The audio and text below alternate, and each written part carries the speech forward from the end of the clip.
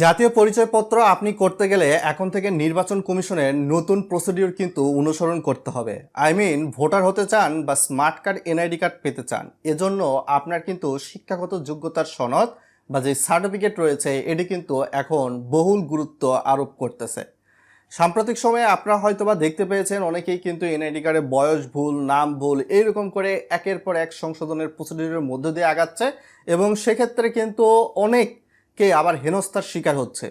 তো এইরকম হেনস্থার শিকার হতে যাতে না হয় এই কারণেই কিন্তু ইসি অর্থাৎ বাংলাদেশ নির্বাচন কমিশন কিন্তু ভোটার হতে এই নতুন প্রসিডিউরটা সংযুক্ত করেছে ইতিমধ্যে।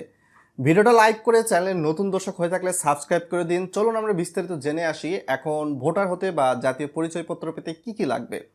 প্রথমত, আপনি যদি শিক্ষাগত যোগ্যতার সনদ থাকে, আপনি শিক্ষিত হয়ে থাকেন, আপনার শিক্ষাগত যোগ্যতা যদি এসএসসি হয় তাহলে এসএসসি পরীক্ষার সনদ, আপনার শিক্ষাগত যোগ্যতা যদি হচ্ছে এইচএসসি হয় তাহলে এইচএসসি পরীক্ষার সনদের যে ফটোকপিটা রয়েছে, এখন কিন্তু ভোটার হওয়ার জন্য আপনার মেন্স কপি স্ক্যান করে যেমন দিতে হবে, অন্যান্য অতিরিক্ত ডকুমেন্টসের সঙ্গে কিন্তু আপনার সার্টিফিকেটের ফটোকপিও কিন্তু লেগে থাকবে।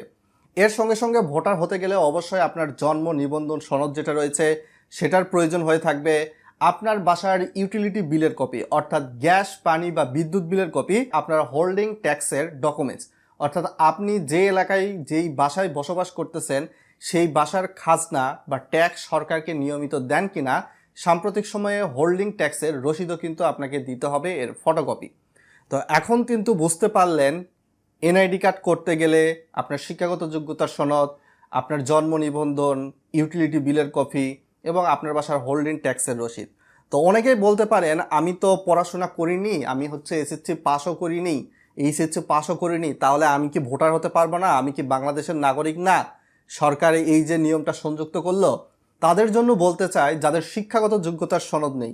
এখন বর্তমান সময়ে দেখতে পারবেন যে কারা পড়াশোনা করছে, কারা পড়াশোনা করে না, এই সকল মানুষদের সঙ্গে কিন্তু একটু কথা বললেই বোঝা যায়।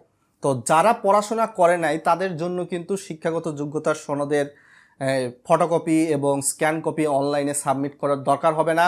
তবে আপনার জন্ম নিবন্ধন, চেয়ারম্যান সার্টিফিকেট, ইউটিলিটি বিলের কপি অর্থাৎ আপনার বাসার গ্যাস, পানি বা বিদ্যুৎ বিলের কপি এবং হোল্ডিং ট্যাক্সের রসিদের ফটোকপি, এগুলা কিন্তু অবশ্যই সাবমিট করতে হবে।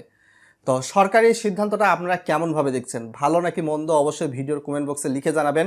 তবে আমার কাছে মনে হয়েছে এটা যথেষ্ট একটা ভালো সিস্টেম তৈরি করেছে, কেননা এখন অনেকেই কারেকশন করতে চায়। কেরে ভাই, আপনি কারেকশন এত বারবার করেন কেন? আপনি প্রথমে আপনার সার্টিফিকেটে যা রয়েছে, জন্ম নিবন্ধনে যা রয়েছে সেইটা যদি মিল থাকে তখনই আপনি এনআইডি কার্ড করতে পারবেন, আদারওয়াইজ এনআইডি কার্ড কিন্তু করা এখন আর সম্ভব হবে না এই আইনটা পাশ করার মাধ্যমে।